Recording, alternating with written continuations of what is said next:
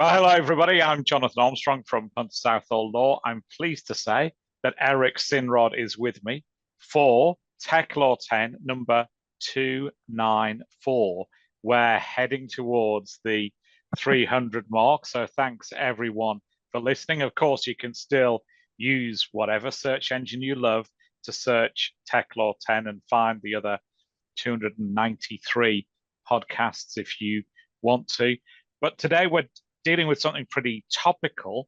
President Trump has announced that there is an action plan on AI, which a lot of people are talking about. Is it a suspension of AI regulation in the US? Eric, demystify it for us, please. Well, first, thank you for pointing out the 294. Wow, almost 300. I think we started long ago and far away in the year 2011. We were not Wow. talking about AI then, but today, yes, we're going to be talking about the U.S. Federal AI Action Plan. It's somewhat complex. This whole area is complex. I'm going to try to make it simple with a little bit of an overview and then a little bit of simplicity regarding the concept of removing regulatory roadblocks. So yes, the White House released on July 23rd of this year its recent AI action plan titled Removing Barriers to American Leadership in Artificial Intelligence. And the AI action plan identifies, Jonathan, over 90 federal policy actions across three pillars that the Trump administration plans to address.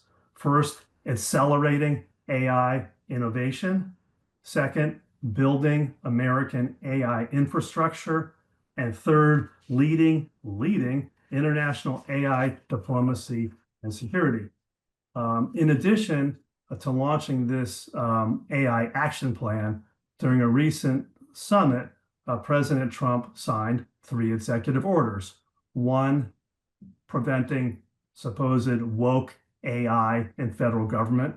Another, accelerating permitting of data center infrastructure.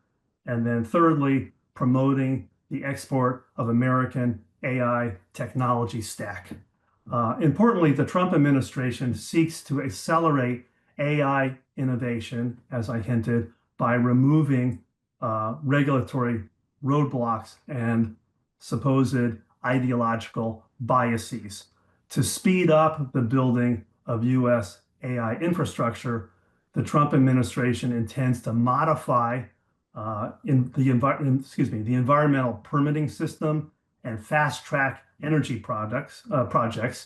Internationally, the Trump administration will actively promote U.S. exports and work with apparent like-minded countries to advocate an international AI governance approach aligned with our administration's values. Government officials describe the potential of AI to usher in, quote, an industrial revolution, an information revolution, and a renaissance all at once, close quote. Okay, that's the little overview. Are you intrigued? Are you intrigued? I am intrigued. There's more, but go on. Do you want to say something? No, I was intrigued by that. And I was intrigued by the interaction, maybe you're going to cover it, between federal government and states, because some states are looking at regulation. They're going to be disincentivized by the withdrawal of funding. Well, stay with me, my friend. Yeah. You're anticipating just a tad the inquiring mind of one Jonathan Armstrong. The theme of the Trump administration approach is that the U.S. private sector must be unencumbered by bureaucratic red tape. So the action plan asserts that AI is too vital, quote, to smother in bureaucracy, close quote, and may limit, and at this stage of development, whether at the state or federal level, we must address this concern. And the AI action plan recommends several policy actions to reduce regulatory barriers. First, federal agencies administering AI-related discretionary funding programs must consider a state's AI regulatory climate when making funding decisions and may limit funding if state level regulations are hindering the effectiveness of federally supported projects. I know I'm speaking a little quickly just because there's so much here and we have so little time. Secondly, the Federal Trade Commission will evaluate whether state AI regulations interfere with its responsibilities.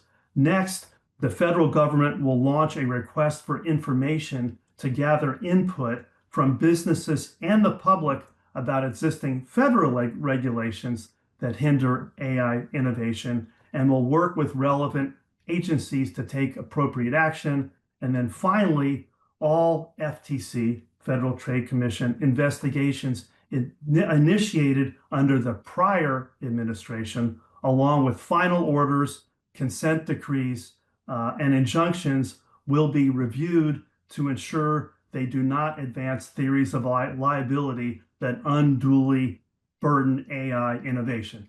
So clearly, the thrust here is just, AI unfettered, go forward, let's remove barriers, full steam ahead.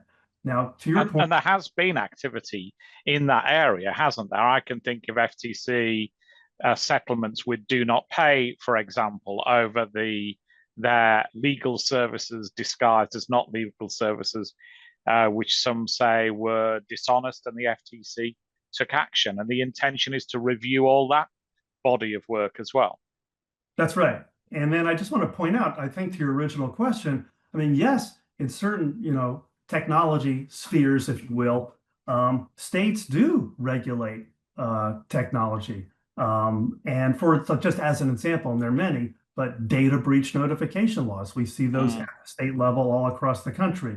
And then in wholly separate arenas, we see the federal government basically ceding to the states legal control, if you will, right now, pursuant to the Supreme Court, et cetera. The issue related to abortion is decided at the state level. But here we see sort of top down from the federal government trying to clear away that which may hinder the advance of AI. And of course, we know that the AI train is way out of the station. This grand experiment is happening. But I know I've said a lot, so I'd love to hear what you have to say and what's happening on your side of the pond. Yeah, I think it is fascinating. And obviously, we're doing our best to present the facts as they are, and we're trying to be somewhat politically neutral about these things. But I think there's definitely a different approach over here. Taking the UK, for example, first of all, we had an announcement in the King's Speech when the new administration took over that there would be AI regulation. We don't know the exact shape and form that will take in the UK, but that's likely, I think, to be something of a halfway house between the laissez-faire plus approach, if I can call it that the US is having, and the EU. Now, of course, over the weekend, we had another phase of the EU AI Act come in.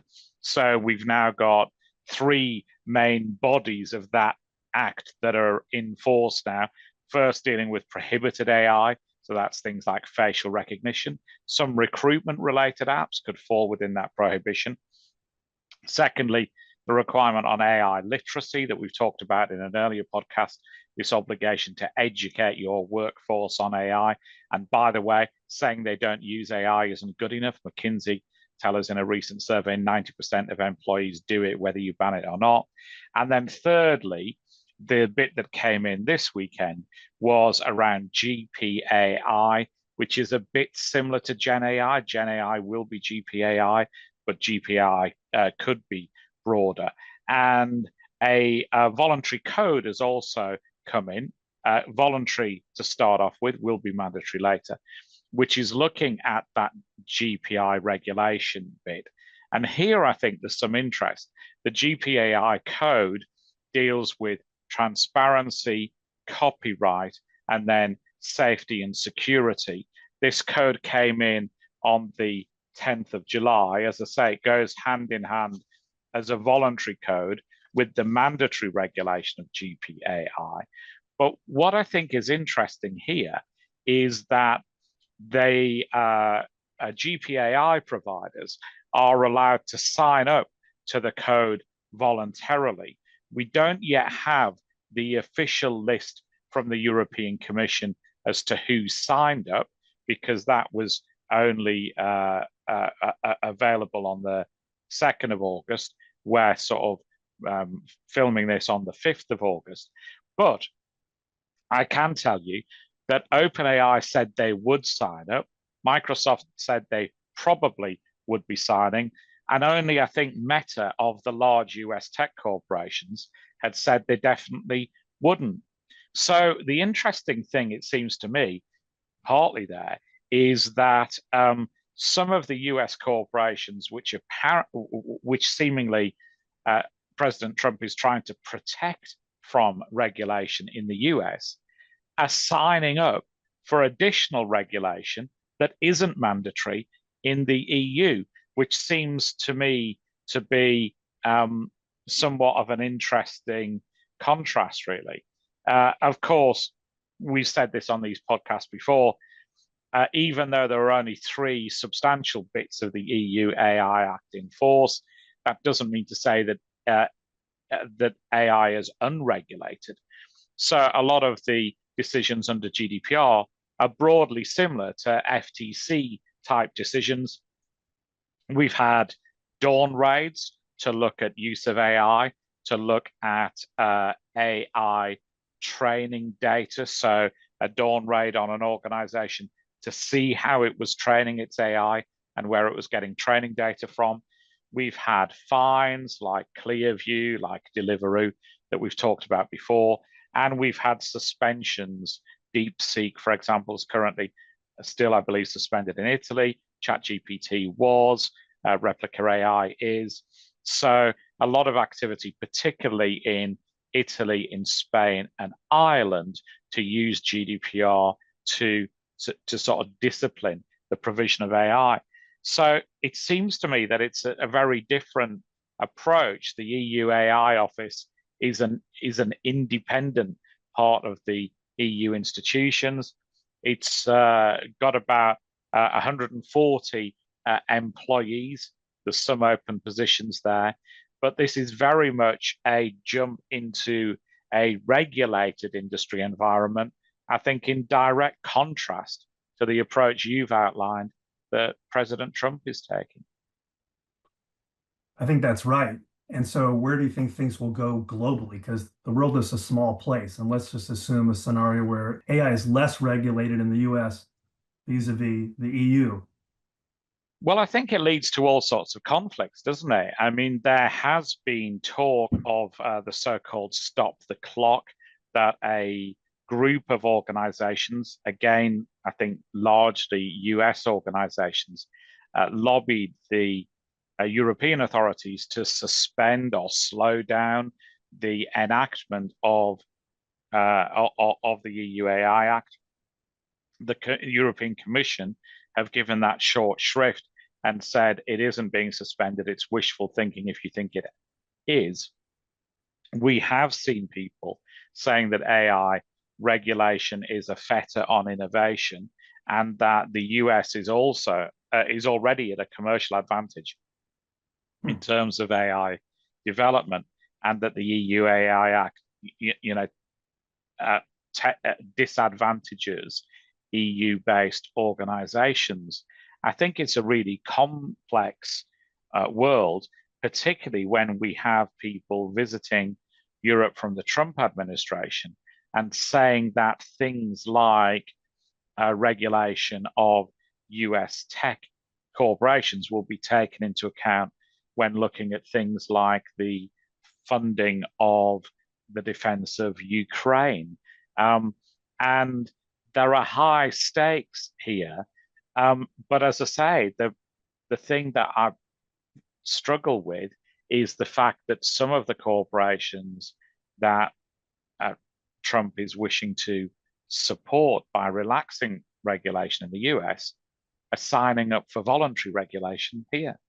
Well, that was my next question before we go in. Why do you think that is? Why are the US tech companies signing up for additional regulation overseas, whereas the path is being cleared to be less regulated here in the United States? I think some in the past have been supportive of more regulation. I think this could easily be TechLaw 400, but I know that there was a theory when GDPR came in, for example, that if we regulate US corporations more heavily, then a Phoenix-like startup will rise from the ashes of Europe and knock Google and Microsoft and Meta out of the park. I think personally, I always think that was wishful thinking. And I think whenever you look at the effect of regulation, quite often it's large corporations who can afford that. If you're spending 50 billion euros on AI per annum, then guess what? You can afford good lawyers and regulatory professionals to help you through the regulatory regime.